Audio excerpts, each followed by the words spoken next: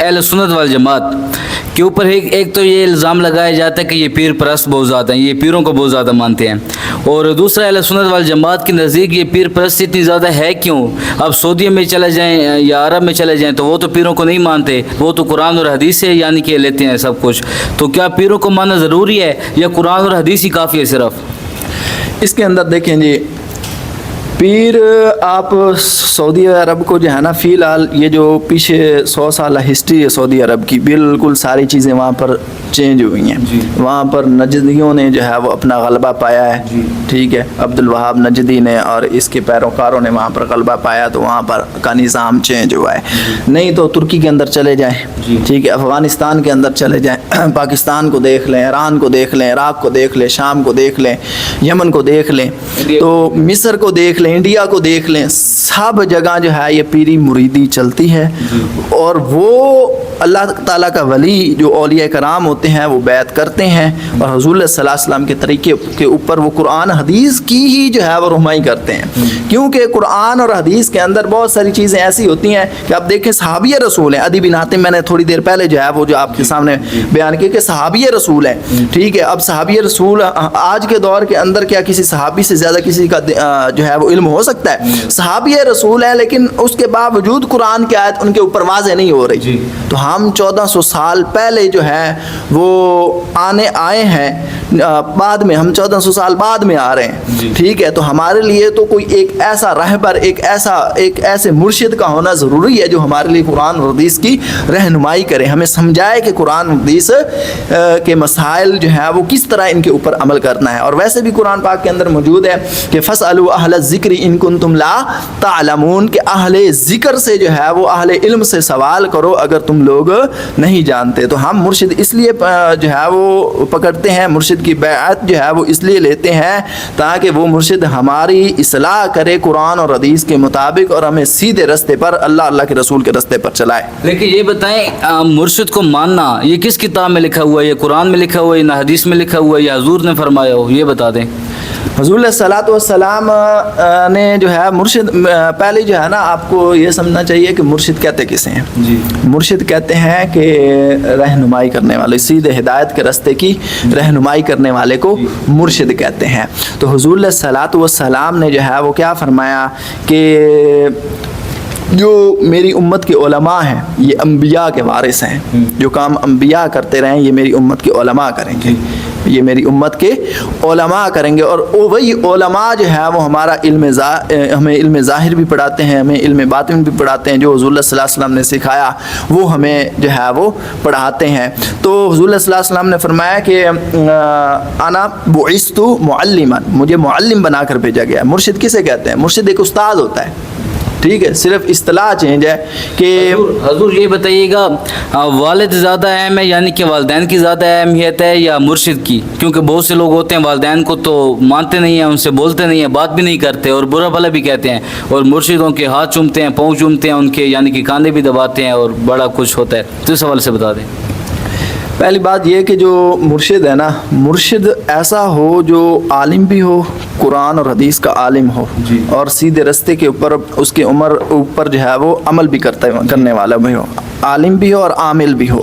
تو اگر ایسا مرشد ہے تو اس کے ہوتے ہوئے بھی، اس کی مریدی کے اندر ہوتے ہوئے بھی ماں باپ کی بے ادبی اور گستاخی کرنے کی قطعاً اجازت نہیں ہے.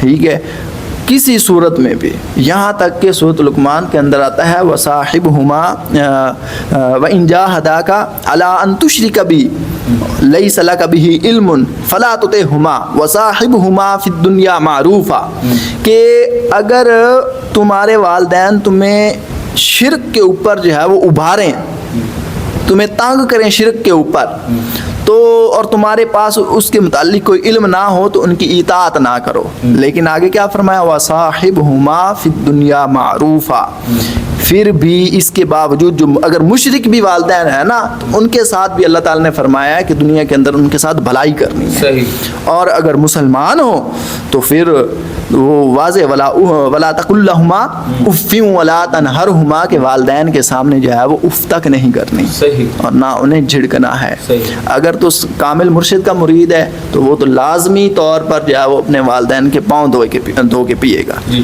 اچھا حضور یہ بتا دیں کہ لیلۃ القدر کہتے ہیں کہ 1000 راتوں سے افضل رات ہے.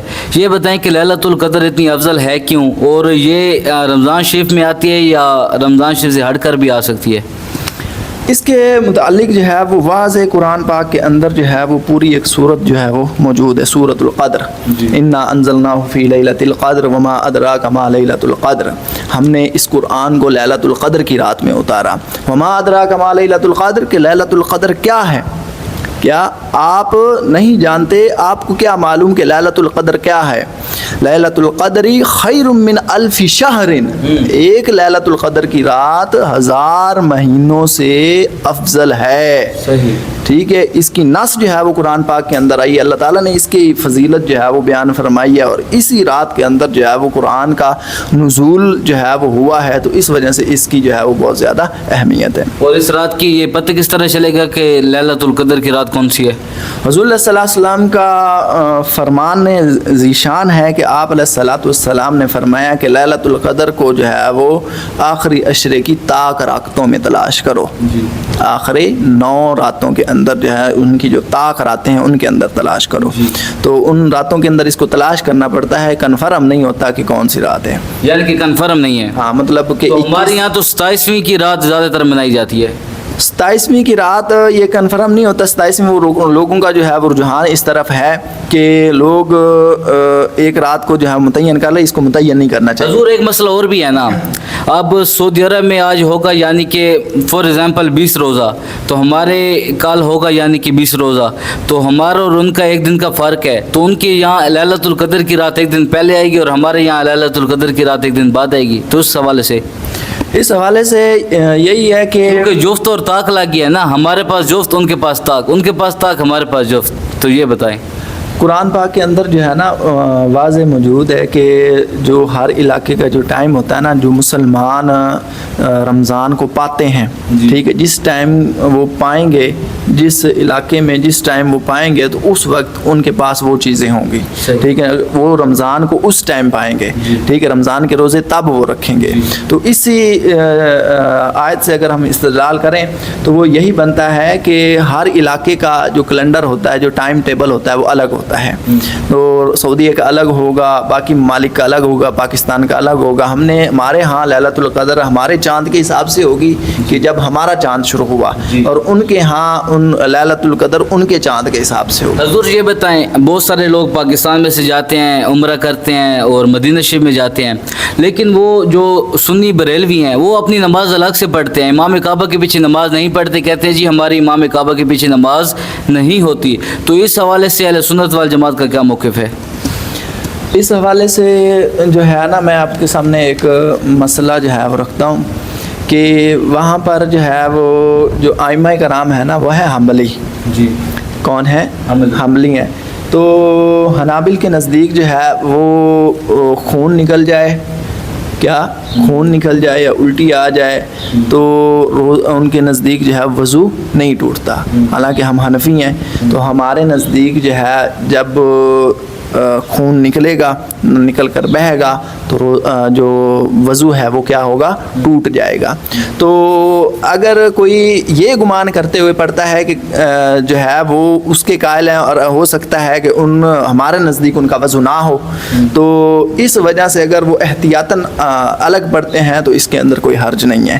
لیکن اس کے علاوہ جو ہے وہ ویسے فرقہ واریت پھیلانا یا اس طرح یہ سمجھ کر ذہن کے اندر یہ خیالات جو ہے وہ ڈال کر نہ پڑھنا کہ وہ اور ہیں ہم اور ہیں، وہ اور فرقے سے ہیں ہم اور فرقے سے ہیں، تو یہ تفرقہ ہوگا، یہ صحیح نہیں ہوگی بات. جناب اگر آپ عمرے پر جاتے ہیں تو کیا آپ امام کعبہ کے پیچھے نماز پڑھیں گے یا اپنی الگ سے نماز پڑھیں گے؟ میں تو جو ہے وہ تقوی کی طرف جاؤں گا تقوی اسی کے اندر ہے کہ کیونکہ ان کے نزدیک نواقد وضو جو ہیں وہ اور ہیں، ہمارے نزدیک نواقد وضو اور ہے، میں الگ پڑھوں گا ان کے پیچھے اس وجہ سے نہیں کہ وہ الگ مسلک کے ہیں، وہ الگ جو ہے وہ فقہ جو ہے وہ کسی اور جو ہے وہ مسلک کے ہیں یا فرقے کے ہیں، اس وجہ سے کہ ان کے نزدیک جو نواقد وضو ہیں وہ اور ہیں. تو جو لاکھوں لوگ جا رہے ہیں پھر ان کی نماز نہیں ہو رہی. ان کو مسئلے کی جو ہے وہ مسئلے کو سمجھنا چاہیے کہ اگر کوئی حنفی پہلے اصل میں یہ آج سے تقریباً 100 سال پہلے جو ہے جب سلطنت عثمانیہ تھی اس ٹائم جو ہے وہ الگ الگ ائمہ جو ہے وہ وہاں پر موجود تھے، تو وہاں پر جو ہے وہ 4 مصلے بھی بچھائے جاتے تھے. اگرچہ نماز جو ہے وہ ایک ہی ہوتی تھی لیکن ہر ایک مسلک کا عالم جو ہے وہ الگ بیٹھا ہوتا تھا تو اس کو الگ الگ مسائل جو ہے وہ سکھاتے تھے. تو اس ٹائم جو ہے وہ لوگوں کے پاس جو ہے یہ آپشن موجود ہوتا تھا کہ میں دوسرے عالم کے پیچھے جو ہے وہ اپنی نماز، اور وہاں اس ٹائم یہ پابندی بھی نہیں ہوتی تھی کہ ایک دفعہ جو ہے وہ جماعت ہوگی تو دوسری دفعہ جماعت نہیں ہوگی. ٹھیک ہے، وہاں پر حکم عام تھا تو کبھی بھی اپنی جماعت جو ہے. ایک بات ہے نا، یا تو حنفی ٹھیک ہیں یا تو حملی ٹھیک ہیں یا تو مالکی ٹھیک ہیں، یعنی کہ اس طرح نہیں ہو سکتا کہ تینوں ٹھیک ہیں اور ایک دوسرے کے پیچھے نمازیں پڑھیں، یا تو ٹھیک ہے یا تو غلط ہے نا، ایک بات پہ کھڑے ہوتے ہیں نا. اس کا حل جو ہے وہ ایک ہی حل یہی ہے کہ کوئی حنفی جو ہے وہ امام ہو. اس کی مین وجہ کیا ہے کہ ہمارے نزدیک وہ والی شرائط وضو کی جو ہے وہ پائی جاتی ہیں جو ان کے نزدیک بھی پائی جاتی ہیں، لیکن ان کے نزدیک وہ والی شرائط نہیں پائی جاتی جو ہمارے نزدیک پائی جاتی ہیں. تو اگر کوئی حنفی جو ہے وہ امام ہو تو پھر یہ مسئلہ جو ہے ختم. اچھا، ایک مسئلہ میں نے خود آپ سے سمجھنا تھا، وہ مسئلہ یہ ہے کہ جناب رسول اللہ صلی اللہ علیہ وآلہ وسلم آپ کا جنازہ مبارک کس نے پڑھایا؟ یہ ایک بڑا اہم سوال ہے اور بہت سے لوگوں کو نہیں پتہ، مجھے بھی نہیں پتہ، یہ بتا دیں. رسول اللہ صلی اللہ علیہ وسلم کا جو کثیر احادیث سے جو ثابت ہوتا ہے وہ یہی ہے کہ نبی پاک علیہ الصلوۃ والسلام کا جنازہ کسی نے بھی نہیں پڑھایا. صحیح، بالکل آپ علیہ الصلوۃ والسلام کا جنازہ نہیں ہوا تھا. اور صحابہ کرام نے جو طے کیا تھا وہ یہی کیا تھا کہ کچھ لوگوں کا کچھ صحابہ کرام کا گروہ، چھوٹا گروہ بنا کر جو ہے وہ سیدہ کائنات طیبہ کائنات عفیفہ عتیقہ سلام اللہ علیہا کے حجرہ پاک کے اندر جاتے، رسول اللہ صلی اللہ علیہ وسلم کے اوپر جو ہے وہ صلاۃ والسلام پڑھتے، صلاۃ والسلام پڑھ کے واپس آ جاتے. ٹھیک ہے، اتنا جو ہے وہ ہوا تھا، رسول اللہ صلی اللہ علیہ وسلم کا جنازہ نہیں ہوا. صحیح. ہاں جی. تو جنازہ مبارک کسی نے بھی نہیں پڑھایا. بہت سے لوگ کہتے ہیں کہ جناب حضرت ابوبکر صدیق نے پڑھایا، بہت سے لوگ کہتے ہیں کہ حضرت علی نے پڑھایا، تو اس کو کلیئر کر دیں. یہ اس طرح کی جو ہے نا رسول اللہ صلی اللہ علیہ وسلم کی جنازے کے حوالے سے کوئی صریح روایت جو ہے وہ ہمیں نہیں ملتی. تو بس یہی ملتا ہے کہ صحابہ کرام جو ہے وہ گروہ در گروہ آئے اور انہوں نے صلاۃ والسلام پڑھا. حضرت عمر فاروق کے خلاف بہت سے لوگ یعنی کہ باتیں کرتے ہیں، تنقید کرتے ہیں، اور کافی لوگ تو ہمارے ایسے مسئلہ کے لوگ ہیں جو تراویح بھی نہیں پڑھتے حضرت عمر فاروق کے یعنی کہ بغض فاروقیت میں، تو ان کے حوالے سے کیا کہنا چاہیں گے؟ دیکھیں جی، سیدنا فاروق اعظم رضی اللہ تعالیٰ عنہ یہ شروع سے ہی جو ہے نا رسول اللہ صلی اللہ علیہ وسلم کے دور سے ہی جو ہے وہ کچھ منافقین ایسے تھے جن کو رسول اللہ صلی اللہ علیہ وسلم کے یاروں سے جو ہے وہ چڑ تھی، بغض تھا، اور ان کے متعلق تو پوری جو ہے وہ صورتیں نازل ہوئی ہوئی ہیں قرآن پاک کے اندر. تو انہی کی کچھ جو ہے وہ نسلیں ہیں اب بھی موجود ہیں اور ہر دور کے اندر موجود ہوتی ہیں کہ جو صحابہ کرام سے خصوصاً سیدنا صدیق اکبر اور سیدنا فاروق اعظم سے جو ہے بغض رکھتی ہیں، اور اسی بغض کی بنا پر وہ تراویح کا انکار کرتے ہیں. رسول اللہ صلی اللہ علیہ وسلم کی احادیث متواترہ احادیث کا انکار کر کے جو ہے وہ بیٹھ جاتے ہیں. حضور عید آ رہی ہے، عید الفطر آ رہی ہے، تو عید کی نماز واجب ہے، فرض ہے، نفل ہے، کیا ہے؟ کیا عید کی نماز نہ پڑھیں تو گناہ تو نہیں ہوگا یا پڑھنی ضروری ہے؟ اس کے حوالے سے مجھے بتا دیں، اور کس ٹائم پر پڑھنی چاہیے؟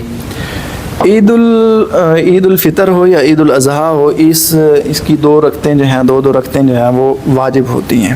حضور علیہ الصلوۃ والسلام کا یہ عمل متواتر اور اس کے متعلق جو ہے وہ احادیث متواترہ موجود ہیں کہ حضور علیہ الصلوۃ والسلام جو ہیں وہ 2 رکعتیں ہر عید الفطر پہ اور عید الاضحیٰ پہ پڑھتے تھے. اور باقی جو ہے وہ اس کا ٹائم جو ہے وہی ٹائم ہے جو اشراق کا ٹائم ہوتا ہے کہ سورج کے طلوع ہونے کے بعد جو ہے وہ 20 منٹ بعد جو ہے اس کا ٹائم شروع ہوتا ہے، اور زوال سے جو زوال کا ٹائم ہوتا ہے اس سے پہلے पहले जो मकरू टाइम शुरू होता है निस्फ़ नहार शरई, उससे पहले तक इसका टाइम ईद उल फितर अगर ना पढ़े तो गुनाह तो नहीं होगा? बिल्कुल गुनाह होगा। हुज़ूर सल्लल्लाहु एक वाजिब का जो है वो तर्क कर रहे हैं, तो जब वाजिब का तर्क होगा तो गुनाहगार तो बंदा होगा। अच्छा हजूर, एक और बड़ा अहम मसला है, छोटे छोटे मसाले मैं पूछता जाऊँ आपसे, ये जो फितराना है ये क्या देना ज़रूरी है, या एक शख्स गरीब है वो फितराना नहीं दे सकता, तो इस हवाले से आप क्या कहना चाहेंगे? कल मैं एक हदीस पाक दरस बुखारी जो है वो दे रहा था असर के बाद, तो उसमें एक हदीस पाक जो है वो आई थी कि एक सहाबी ने जो है वो रोज़ा तोड़ दिया, तो उन्होंने अपनी बीवी से मुबाशरत कर ली थी रोज़े की हालत में। हुज़ूर सल्लल्लाहु अलैहि वसल्लम के पास आए तो उनके पास कुछ भी नहीं था। हुज़ूर सल्लल्लाहु अलैहि वसल्लम ने तीनों चीज़ें पूछी, क्या तेरे पास कोई ग़ुलाम है? तो उसने कहा नहीं। तो फिर फरमाया तेरे पास तेरी इतनी इस्तिताअत है कि तू 60 रोज़े लगातार मुतवातिर रख सके? तो अर्ज़ करता है या रसूलल्लाह नहीं। फिर हुज़ूर सल्लल्लाहु अलैहि वसल्लम ने फरमाया कि क्या तेरे पास 60 मस्कीनों का खाना है जो तू फ़िदिया दे सके, कफ़ारा दे सके? तो अर्ज़ करता है या रसूलल्लाह नहीं। तो फिर हुज़ूर सल्लल्लाहु अलैहि वसल्लम ने उसको बिठाया। थोड़ी देर बाद हुज़ूर सल्लल्लाहु अलैहि वसल्लम के पास जो है वो आ गया, बहुत बड़ा टोकरा आ गया खजूरों का, तो इतना था कि उस आदमी का जो है वो कफ़ारा अदा, आपने फरमाया कि ये लो जो अपने रोज़े का जो है वो कफ़ारा अदा करो। तो फिर जो है वो आगे हदीस पाक तो काफ़ी जो है वो तवील है। इससे ये पता चलता है कि जिस आदमी के पास कुछ भी ना हो, अगर वो 60 रोज़ों की जो है वो वसअत भी नहीं रखता, बीमार रहता है या कोई और उसको उज़र जो है वो लायक है, तो उसके लिए ये है कि हुकूमत वक्त जो है वो उसको चाहिए कि उसका फ़िदिया अदा करें। सही, अगर वो नहीं देगा तो गुनहगार तो नहीं होगा? अगर उसके पास जो है वो इस्तिताअत बिल्कुल भी नहीं है और वो आगे जाकर मतलब उसकी बीमारी सही भी नहीं होती, पूरी वो बीमारी जो है वो मुसलसल उसको वो बीमार रहता है, तो फिर जो है वो गुनहगार जो है। हजूर आखिरी मेरा सवाल कसम के हवाले से आ जाते हैं। आज कल हर बात पे हम कहते हैं जी मुझे खुदा की कसम, फना की कसम, वालदैन की कसम, तुम्हारा मर मुँह देखो, आज कल तरह तरह के लोग कस्में उठाते हैं। तो कसम के हवाले से शरई हुक्म क्या है? क्या ये हर बात पे कसम उठाना जायज़ है? एक ये बता दें। दूसरा ये बता दें कि एक शख्स की जो बीवी नाराज़ होकर जाती है वो कसम उठाता है कि जी मैं तुम्हें कभी भी नहीं लेके आऊँगा वापस, तो इसका यानी कि कफ़ारा क्या है? ये एक शख्स कहता है अपनी वालदा को कि मैं तुम्हारे हाथ का, मैं कुरान पे हाथ रखता हूँ, ये कसम उठाता हूँ मैं खाना नहीं खाऊंगा। ये कोई शख्स कहता है कि तुम मेरे पे हराम हो जो मैं तुम्हारे हाथ का खाना खा लूँ। तो ये छोटे छोटे मसाइल आप थोड़े से समझा दें। अब कसम जो है ना, कसम पहले तो बात यह है कि कसम बार बार जो है वो उठानी नहीं चाहिए, छोटे छोटे मामले पे जो है वो कसम उठा लेना। क्यों कसम जो है, और एक और भी मसला समझें कि कसम सिर्फ़ और सिर्फ अल्लाह ताला की ज़ात की होती है जी। अल्लाह ताला की ज़ात व सिफ़ात के अलावा किसी चीज़ की कसम नहीं होती जी, हत्ता कि हुज़ूर सल्लल्लाहु अलैहि वसल्लम की भी कसम नहीं होती। सही। अब अल्लाह ताला के बाद जो है वो सबसे जो अज़ीमुल मर्तबत शख्सियत हस्ती जो है वो हुज़ूर सल्लल्लाहु अलैहि वसल्लम की ज़ात है। हत्ता कि हुज़ूर सल्लल्लाहु अलैहि वसल्लम की भी कसम नहीं है, मुझे तुम्हारे सर की कसम, मुझे जो है वो अपने बेटे की कसम, मुझे जो है वो फ़लाँ की कसम, फ़लाँ की कसम, ये कोई भी कसम नहीं होती। सही, ये फजूल ऐसे ऐसे बात करनी है। अब बस है, ये ऐसे ही बात करनी, इससे कसम का कफ़ारा भी नहीं लाजिम आता और ना ही कसम आती है। तो बाकी जो अल्लाह की कसम या अल्लाह ताला की ज़ात व सिफ़ात में से किसी सिफ़त की जो है वो कसम उठाएगा तो उसके लिए उस कसम को पूरा करना जो है वो शर्त ये है कि वो कसम जायज़ हो, ठीक है। अगर नाजायज़ है तो फिर उसके ऊपर उसी टाइम जो है वो कफ़ारा हो जाएगा। और कफ़ारा क्या होगा? वो इसका ये है कि वो 10 सबसे पहले ग़ुलाम होते थे, ग़ुलाम आज़ाद करे। अब ग़ुलाम नहीं है, 10 मस्कीनों को खाना खिलाए, और अगर 10 मस्कीनों को खाना नहीं खिला सकता तो मुसलसल 3 रोज़े रखेगा वो। तो ये कसम, तो अगर वो एक ही मस्कीन को 10 मरतबा खाना खिला दे मुख्तलिफ दिनों तो कफ़ारा हो जाएगा। एक ही मस्कीन को 10 दफ़ा खाना खिला सकता है, ठीक है, या 10 मस्कीनों को अलग अलग दे सकता है। या वो इस तरह का ले, यानी कि आजकल हमारे यहाँ रेस्टोरेंट या होटल वगैरह हैं, तो अगर उसने कफ़ारा देना तो होटल वाले को दे दे, क्या पे ये 10 मस्कीनों को पैसे हैं तो तुम उसको खाना खिला दो, वो खाना खिला दो, उसको कफ़ारा उतर जाए। ये कफ़ारे वाला जो सिस्टम है ना, ये हर इंसान को चाहिए कि अपनी ज़िम्मेदारी पे करे, किसी के ज़िम्मे ना लगाए, ठीक है। क्योंकि इसके अंदर जो है वो बहुत ज़्यादा बेईमानी भी हो सकती है, कि हो सकता है वो होटल वाले जो है वो अच्छे दिल वाले अच्छे ईमान वाले ना हो। लेकिन वो अगर अच्छे तरीके से खाना खिला देते हैं तो उसकी कसम का कफारा हो जाता है। हो जाएगा सही। यानी कि आज के दौर में अगर कोई शख्स है, एक होटल पे एक इंसान 300 रुपये में खाना खाता है या 200 रुपये में, तो वो उस हिसाब से अगर 3000 रुपये दे के आ जाए तो कफार हो जाएगा। हाँ, मुतवस्सित जो भी मतलब एक मस्कीन को भरपेट खाना जितना हो खा सके, इसकी जो मिकदार है ना वो सदका फितर है, और सदका फितर जो आजकल चल रहा है वो 300 रुपये है। 300 ही सबसे बेहतर है जी। तो जी ये था जी हमारा आज का व्लॉग। मजीद ऐसी वीडियो देखने के लिए हमारे चैनल डेली मियाँ वाले को सब्सक्राइब करें। बहुत शुक्रिया।